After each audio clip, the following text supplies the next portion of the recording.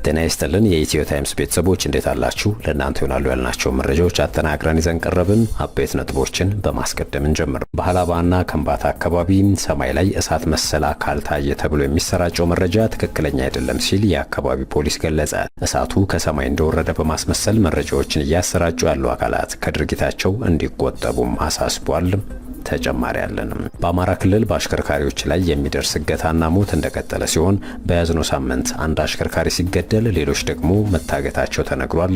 ይህንንም እንቃኛለን። የቤንሻንጉል ጉሙዝ ክልል መንግስት ክልሉን ወደ ግጭት ለማስገባት ተንቀሳቅሰዋል ያላቸውን የቦዴፓ አመራሮችን አስጠነቀቀ። የቦሮ ዲሞክራሲያዊ ፓርቲ በበኩሉ ማስጠንቀቂያው የፓርቲው አመራሮች በቅርቡ የተሻሻለው የክልሉ ህገ መንግስት ተፈጻሚ እንዳይሆን ካቀረቡት አቤቱታ ጋር የተያያዘ ነው ብሎ እንደሚያምን ገልጿል።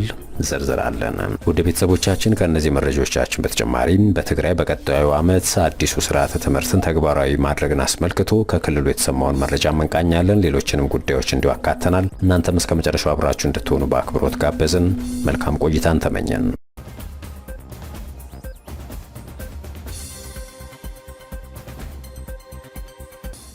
የቤንሻንጉል ጉሙዝ ክልል መንግስት ክልሉን ወደ ግጭት ለማስገባት ተንቀሳቅሰዋል ያላቸውን የቦዴፓ አመራሮችን አስጠነቀቀ።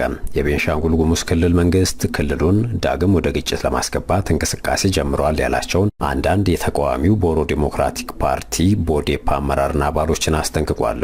ቦዴፓ በበኩሉ ማስጠንቀቂያው የፓርቲ አመራሮች በቅርቡ የተሻሻለው የክልሉ ህገ መንግስት ተፈጻሚ እንዳይሆን በዚህ ሳምንት ለህገ መንግስት ጉዳዮች አጣሪ ኮሚቴ ካቀረቡት አቤቱታ ጋር የተያያዘ ነው ብሎ እንደሚያምን ገልጿል። የቤንሻንጉል ጉሙዝ ክልል የመንግስት ኮሚኒኬሽን ጉዳዮች ቢሮ በወቅታዊ ጉዳይ በሚል የተሰጠውን ይህንን መግለጫ ያወጣው ትላንት ሐሙስ የካቲት 27 2017 ዓ.ም ነው።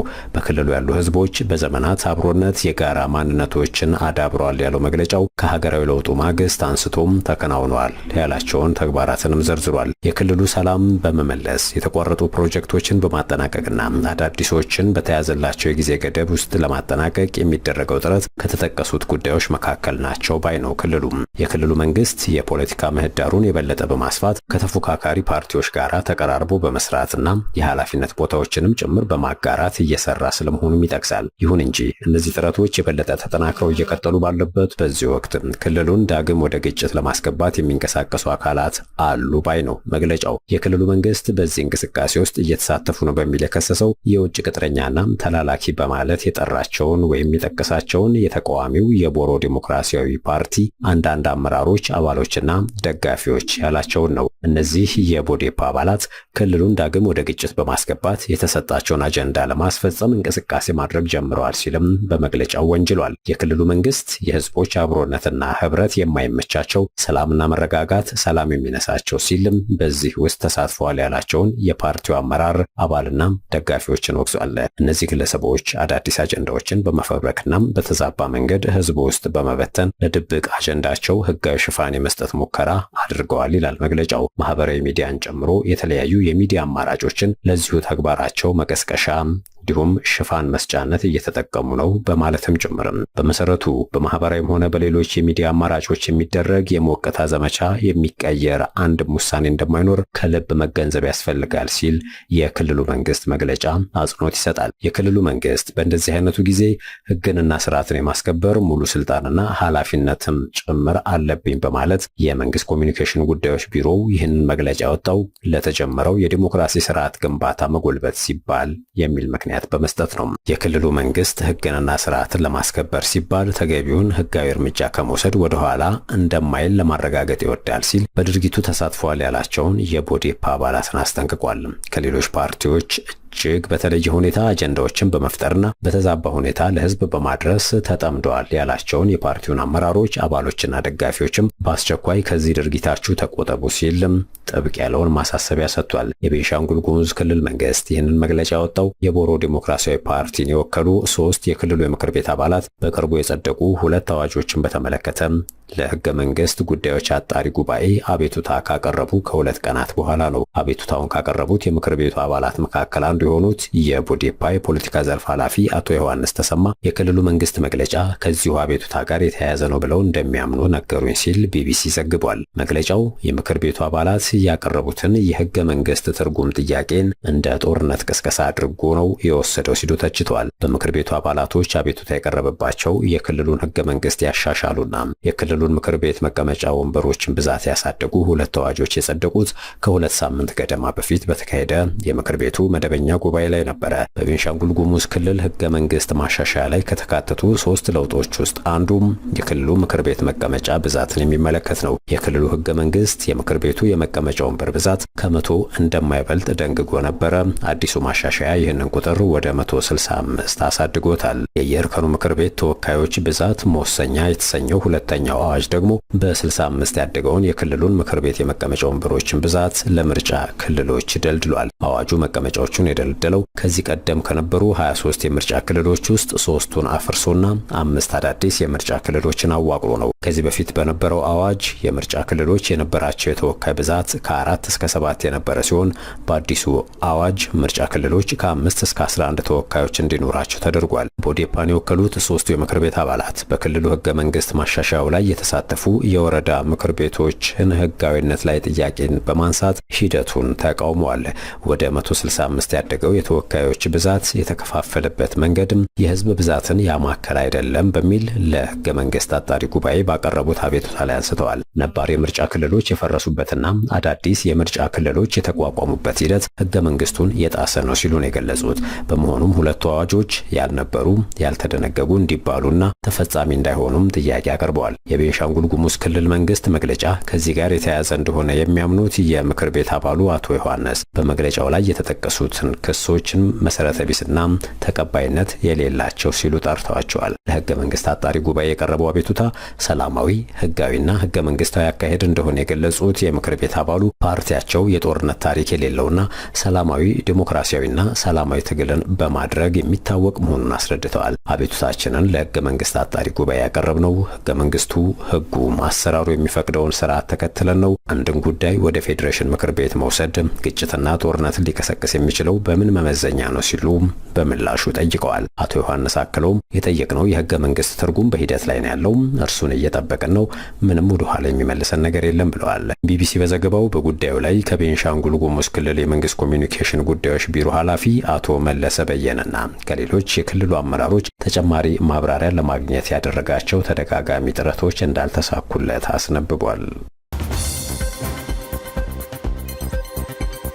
በትግራይ በቀጣይ ዓመት አዲሱ ስርዓተ ትምህርትን ተግባራዊ ለማድረግ የመጽሐፍት ህትመት ዝግጅት ተጠናቋል ተባለ። በትግራይ ክልል አዲሱ ስርዓተ ትምህርትን በተሟላ መንገድ ወደ ስራ ለማስገባት ተጨማሪም የመጽሐፍት ህትመት ዝግጅት ተጠናቋል የተባለው በአዲሱ ስርዓተ ትምህርት ለ13 የትምህርት አይነቶች የመማሪያ መጽሐፍት ህትመት ለማካሄድ ዝግጅት ተጠናቋል ሲሉም በክልሉ ጊዜያዊ አስተዳደር ትምህርት ቢሮ ምክትል ኃላፊ አቶ ኪዳነ ማርያም ወልደ ሚካኤል አስታውቀዋል። በዚህም የትምህርት ሚኒስቴርና ዩኒሴፍ በጋራ የ20 ሚሊዮን ቅጂ ተጨማሪ የመማሪያ መጽሐፍት ህትመት ለማከናወን የስርዓተ ትምህርት ዝግጅት መጠናቀቁን ገልጸዋል። በሚቀጥለው የትምህርት ዘመን መጽሐፍቱን በማሰራጨት አዲሱ ስርዓተ ትምህርት በክልሉ በተሟላ መንገድ ተግባራዊ ይደረጋል ብለዋል። ሚኒስቴሩም ለመጽሐፍት ህትመትና ለመምህራን አቅም ግንባታ የበጀት ድጋፍ ከማድረግ በተጨማሪ 650 ሺህ የሚሆኑ የመማሪያ መጽሐፍትን ለጊዜያዊ አስተዳደሩ ማስረከቡን አቶ ኪዳነ ማርያም ተናግረዋል። ለአዲሱ ስርዓተ ትምህርት የሚታተሙ የመጽሐፍትም ብቁና በስነ ምግባር የታነጸ ትውልድን ለማፍራት የሚያገዝም የግብረ ገብነትና የሞራል የትምህርት ዘርፍ እንደሚገኝበት ገልጸዋል። የህትመት ስራው ከተጠናቀቀ በኋላ ትምህርታቸውን እየተከታተሉ የሚገኙ 1.2 ሚሊዮን ተማሪዎች በአዲሱ ስርዓተ ትምህርት እንዲማሩ ይደረጋል ሲሉ ኃላፊው መናገራቸውን ኢዜአ ዘግቧል። በአማራ ክልል የመልሶ ግንባታዎች እየተጓተቱ ነው እየተባለ ነው። የሰሜኑን ጦርነት ተከትሎ በአማራ በትግራይና በአፋር ክልሎች ከፍተኛ ሰብአዊና ቁሳዊ ጉዳቶች መመዝገባቸውን የፌዴራል መንግስት ያደረገውን ጥናት መነሻ በማድረግ የአማራ ክልል ገንዘብ ቢሮም ትላንት ባወጣው መግለጫ አስታውቋል። የቢሮ ምክትል ኃላፊ አቶ አታላይ ጥላሁን በሶስቱ ክልሎች 20 ቢሊዮን የአሜሪካን ዶላር የሚገመት ንብረት ወድሟል። ግማሽ ያክሉ ደግሞ በአማራ ክልል የተመዘገበ ነው ብለዋል። በነበረው ጦርነት በአማራ ክልል በ94 ወረዳዎች የንብረት ውድመት ደርሶ እንደነበረ ምክትል ቢሮ ኃላፊው አስታውሰው በክልልና በፌዴራል መንግስት በተደረጉ ጥናቶች ውድመቱ በአማራ ክልል ብቻ 10 ቢሊዮን የአሜሪካን ዶላር እንደሚደርስ ነው የገለጹት። በአማራ ክልል ውድመት ከነበረባቸው 94 ወረዳዎች ግንባታ የተጀመረው በ28ቱ ብቻ ነው ብለዋል። በዓለም ባንክና በተባበሩት መንግስታት ድርጅት የልማት ፕሮግራም ድጋፍም የመልሶ ግንባታ ተጀምሯል ሲሉ ገልጸዋል። አሁን በክልሉ ያለው ጦርነት ተጨማሪ የሀብት ውድመት እያስከተለ ተጨማሪ መልሶ ግንባታ የሚፈልጉ ቦታዎች እየሰፉ መሄድና የረጂ ድርጅቶችን መቀነስም የመልሶ ግንባታ ስራውን በተፈለገው መጠን እንዳይጓዝና አስቸጋሪ እንዳደረገውም አቶ አታላይ አብራርተዋል። በአማራ ክልል በአሁኑ ሰዓት 175 የሲቪል ማህበረሰብ ድርጅቶች 17.5 ቢሊዮን ብር ካፒታል አስመዝግበው በተለያዩ ተግባራት ተሰማርተው እንደሚገኙ ምክትል ቢሮ ኃላፊው ገልጸዋል። ከ1 ዓመት እስከ 5 ዓመት የሚደርስ የተፈረመ ስምምነት ነው። ይህን ይዘው በሰብአዊ ድጋፍ አቅርቦት፣ በዘላቂ ልማት፣ በመልሶ ግንባታ ዘርፎች ድጋፍ እያደረጉ ነው። በክልሉ በልማት ስራ ከተሰማሩ ድርጅቶች መካከል የተለያዩ ሰበቦችን እየሰጡ ክልሉ ለቀው የሚሄዱ አሉ ሲሉ ተናግረዋል። እነሱ በግልጽ ባይናገሩትም ለመመልቀቃቸው ምክንያቱም በክልሉ ያለው የሰላም እጦት ስለመሆኑ መገመት አያስቸግርም በማለትም ጭምርም በአማራ ክልል ያለውን ውስጣዊ ግጭትን እንደ ምክንያት በመቁጠር በሙሉ አቅማቸው ወደ ስራ ያልገቡ ድርጅቶችም እንዳሉ አልሸሸጉም። አሁን በክልሉ እየተካሄደ የሚገኘው ጦርነት ከዚህ በፊት ከነበረው ውድመት ጋር ተዳምሮ በክልሉ ያለውን ማህበራዊና ኢኮኖሚያዊ አቅምን በእጅጉ ሊጎዳው እንደሚችልም አቶ አታላይ ተናግረዋል። እሳቱ ከሰማይ እንደወረደ በማስመሰል የሚሰራጩት መረጃዎች የተሳሳቱ ናቸው ብለዋል ፖሊስ። በሃላባና ከምባታ አካባቢ ሰማይ ላይ እሳት መሰል አካል ታየ ተብሎ የሚሰራጨው መረጃ ትክክለኛ አይደለም ሲል የአካባቢው ፖሊስ ገልጿል። ከዚህ ቀደም በደቡብ ኢትዮጵያ ማዕከላዊ ቦታዎችና በኦሮሚያ ክልል ጉጂና ቦረና አካባቢዎች የታዩ አይነት በራሪ እሳት መሰል ብርሃናማ አካል ትላንት ሌሊት 6 ሰዓት ገደማ በማዕከላዊ ኢትዮጵያ ክልል ሃላባና ከምባታ አካባቢዎች ዳግም መታየቱን በመግለጽ በርካቶች በማህበራዊ ስር ገጻቸው መረጃዎችን ሲያጋሩ ነበረ። ለመሆኑ ጉዳዩ ምንድነው በሚል የአካባቢውን የጸጥታ መዋቅሮችን አነጋገርኩኝ ሲል ቲክፋ ኢትዮጵያ በሰራው ዘገባ መረጃው የተሳሳተ ነው ተብያለሁ ይላል። የከምባታ ዞን ዳምቦያ ወረዳና የሃላባ ዞን ወጀዌራ ወረዳ ፖሊስ በተለያዩ ማህበራዊ ሚዲያዎች እየተሰራጨ ያለው ይህ መረጃ የተሳሳተ መሆኑን ገልጸዋል ይላል ዘገባው። የተከሰተበት ሰዓት እኩለ ሌሊት መሆኑንና በተለይም ከሃላባ ከተማ በኩል ሲታይ በረጅም ተራራ አናት ላይ በድንገት የተከሰተውን እሳት በሌሊት የተነሱት ፎቶዎች ከወራት በፊት በሰማይ ከታየው ብርሃናማ አካል ጋር በማያያዝ ትክክለኛ ያልሆነ መረጃም በርካቶች እንዲቀባበሉ ሳያደርግ አልቀረም ተብሏል። በሃላባ ዞን ወጀዌራ ወረዳና በከምባታ ዞን ዳምቦያ ወረዳ አዋሳኝ አካባቢ በሚገኝ ተራራማ ስፍራ በትላንትናው ዕለት ሌሊት 6 ሰዓት አካባቢ እስካሁን ትክክለኛ መንስኤው ያልታወቀ የእሳት አደጋ ተከስቶ ከ7 ሄክታር በላይ ደን ማውደሙን ገልጸዋል። እሳቱ የተቀሰቀሰበት ሰዓት እኩለ ሌሊት አካባቢ መሆኑንና የመልክዓ ምድሩ አስቸጋሪነት ከወቅቱ በጋ መሆን ጋር ተዳምሮ እሳቱን የማጥፋቱን ሂደት አዳጋች አድርጎት እንደነበረ የሁለቱም አጎራባች ወረዳዎች ፖሊስ አዛዦች ገልጸዋል። የእሳት አደጋውን ትክክለኛ መነሻና መንስኤን አጣርተን ለሕዝቡ እናሳውቃለን ማለታቸውም ተዘግቧል። ከዚህ በዘለለ እሳቱ ከሰማይ እንደወረደ በማስመሰል መረጃዎችን እያሰራጩ ያሉ አካላት ከድርጊታቸው እንዲቆጠቡም አሳስበዋል። በአማራ ክልል በአሽከርካሪዎች ላይ የሚደርስ እገታና ሞት ጨምሯል ይላሉ አሽከርካሪዎች። በያዝነው ሳምንት አንድ አሽከርካሪ ሲገደል ሌሎችም ታግተዋል ብለዋል። አጋቾችም ከፍተኛ ገንዘብ እንደሚጠይቁ የተናገሩት አሽከርካሪዎች ከዚህ ቀደም የተጠየቅነውን ገንዘብ በልመና ለማግኘት ጥረት ይደረግ ነበር፣ አሁን ግን ከአቅም በላይ ሆኖብናል ሲሉ መናገራቸውን ዶችቬሌ ዘግቧል። የረጅም ርቀት አሽከርካሪዎች በኢትዮጵያ ውስጥ እንደዚህ ጊዜ ለሕይወታችን ዋስትና ያጣንበት አስፈሪ ሁኔታ የለም ይላሉ። በተለያዩ አጋጣሚዎች እየታገትን ገንዘብ እንጠየቃለን፣ ከዚያም ካለፈ ለሞት የምንዳረግበት ሁኔታ በርካታ ነው ሲሉ ገልጸዋል። ወይዘሮ ጦይባ መኮንን ባለቤታቸው የረጅም ርቀት አሽከርካሪ ናቸው። በታጋቾች ተይዘው መሞታቸውን ይናገራሉ። ኢብሮ ለ250 ሺህ ብር እንደታገተ ከፍለናል። ከከፈልም በኋላም በቃ ዛሬ ነገ ይመጣል እያልን ይኸው አልመጣም፣ በዚያው ቀርቷል። ለረጅም ጊዜ የጅቡቲ አሽከርካሪ ነበረ። ነገሩ ከምንችለው በላይ ሆኗል። ለምን በየቦታው በሰው ተለምኖ፣ በቤተ ክርስቲያን በዘመድ አዝማር ተለምኖ፣ በቤተሰብም ተለምኖ ሲከፈል ቆየ። አሁን ግን እንኳን የሚከፈል የሚያስታውስም አጥቷል። የቻልኩትን ለቤተሰብ ለደጉም ብሎ ነው ስራ የሚሰራው ይላሉ። በዚህ ሰዓት ምንም አይነት ዋስትና እንደሌለም የሥራ ጉዳይ ሆኖ የኑሮ ውድነቱ ስላለ እንጂ በዚህ ጊዜ ነገሮች ሁሉ አስቸጋሪ ናቸው በየትኛውም አካባቢ መጓጓዝ ምንም አይነት ዋስትና የለውም ሲሉ ደግሞ አሽከርካሪዎች ስራ ላለማጣት ሞትን እንደ አማራጭ ይዘው እንደሚሰሩ ይናገራሉ። አሁን ላይ ለመኖር ምንም ዋስትና የሚሰጥህ የለም። ከሞትኩም ልሙት ከዳንኩም ዳንኩኝ ብለህ ነው። ምክንያቱም ላለመራብ ነው። ነገሩ ሁሉ በጣም ያስጠላል። በፊት 24 ሰዓት አዳርም ቀንም እንጓዝ ነበረ። አሁን ቀን 8-7 ሰዓት ያህል መቆም ነው። ባለህበት ትታገታለህ። 100 ሺህ 200 ሺህ ትባላለህ። ከፍለህ ትለቀቃለህ። ብር ከሌለህ አሰቃይተው ይለቁሃል ሲሉ ነው የገለጹት። በአማራ ክልል አሁን ካለው ግጭት ጋር ተያይዞ በአሽከርካሪዎች ላይ የሚደርስ እገታና ሞት ጨምሯል የሚሉት አሽከርካሪዎች በያዝነው ሳምንት አንድ አሽከርካሪ ሲገደል ሌሎችም ታግተዋል ይላሉ። በዚህ ሳምንት አንድ ተገድሏል። ከትላንት በስቲያ እርጎዬ 5 ቁጥር አካባቢ 2 ሾፌሮች ከነረዳታቸው ታግተው ተወስደዋል። በየመንገዱ በፊት በአጃቢ ይጓዝ ነበረ። አሁን አጃቢዎቹ ናቸው የሚያግቱት ተብሎ ብቻውን እንዲሄድ ተፈርዶበታል በማለትም ጭምረ። አሁን ላይ መኪና ማሽከርከር ዋስትና የሌለው የሥራ ዘርፍ ነው የሚሉት አሽከርካሪዎቹ በእገታ ምክንያት በሚኖር ድብደባና እንግልት ከሞት በተጨማሪም ታመው በቤታቸው ያሉ አሽከርካሪዎች አሉ ይላሉ። መታገት በደንብ ጨምሯል። ከመታገትም በላይ መሞትም ብዙ ጓደኞቻችንን አተናል። የተደበደቡም አሉ፣ ታመው የተኙ አሉ፣ ስራ አጥተው ቁጭ ያሉ አሉ። በዘረፋ ምክንያት ያለው ሰው ወደ ሌላ ስራ እየሄደ አማራጭ የሌለው ግን ወደ ሌላም እንዳይሄድ ይህንኑ ስራ ይዞ ፈጣሪውን ይማጸናል ሲሉ ነው አሽከርካሪዎቹ በምሬት የተገለጹት። በዚህ የአሽከርካሪዎች አቤቱታ ዙሪያ በአማራ ክልል ፖሊስ ኮሚሽን የመንገድ ትራፊክ ደህንነት ማረጋገጫ መምሪያ ኃላፊ ኮማንደር ደረጃው ጋር ብደውልም ምላሽ ሊሰጡኝ ፈቃደኛ አልሆኑም ብሏል ዶችቬሌ በዘገባው። ሱዳን በተባበሩት አረብ ኤምሬቶች ላይ በዓለም አቀፉ የተመድ ፍርድ ቤት ክስ መስርታለች። ሱዳን ክሱን የመሰረተችው የተባበሩት አረብ ኤምሬቶች የሱዳን ፈጥኖ ደራሽ ኃይልን ጦር መሳሪያ በማስታጠቅና በገንዘብ በመደገፍ ዓለም አቀፉን የዘር ማጥፋት ወንጀልን ድንጋጌ ጥሳለች በማለት ነው።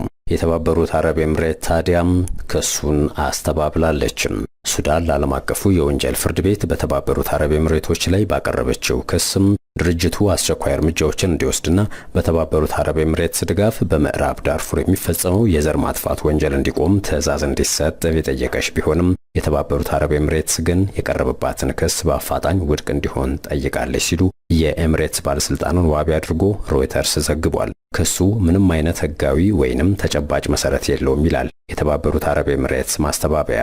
የሀገሪቱ መንግስትን ወክለው ስማቸውን መግለጽ ያልፈለጉት ባለስልጣን በምዕራብ ዳርፉር በሚገኘው የማሳሊት ጎሳ ላይ የሱዳን ፈጥኖ ደራሽ ኃይሎችና አጋር ሚሊሻዎች ከፈጸሙት ጥቃት ጋር በተያያዘ የተባበሩት አረብ ኤምሬቶችም በዘር ማጥፋት ስምምነት የተጣለባትን ግዴታ ጥሳለች በሚል ክሱ መከፈቱን አንስተዋል። ሱዳንም የተባበሩት አረብ ኤምሬቶች ተቀናቃኙን የሱዳን ፓራ ሚሊታሪ ቡድንን በማስታጠቅ አሰቃቂ የመብት ጥሰቶችን፣ ግድያን፣ ማሰቃየትንና በሴቶች ላይ በሚሊሻዎች ጭምር መደፈር እንዲፈጸም አድርጋለች ስትል ከሳለች። በሺዎች የሚቆጠሩ ንጹሐን ዜጎች ሕይወታቸውን አጥተዋል ሲል ሂዩማን ራይትስ ዎችም በሪፖርቱ አሳውቋል። የሱዳን ታጣቂ ኃይሎች ሀገሪቱን ካወደመና ብዙ የጎሳ ግድያዎችን ከፈጠረው ከአርኤስኤፍ ጋራም ለ2 ዓመት የሚጠጋ የእርስ በርስ ጦርነት ውስጥ መሆናቸው ይታወቃል።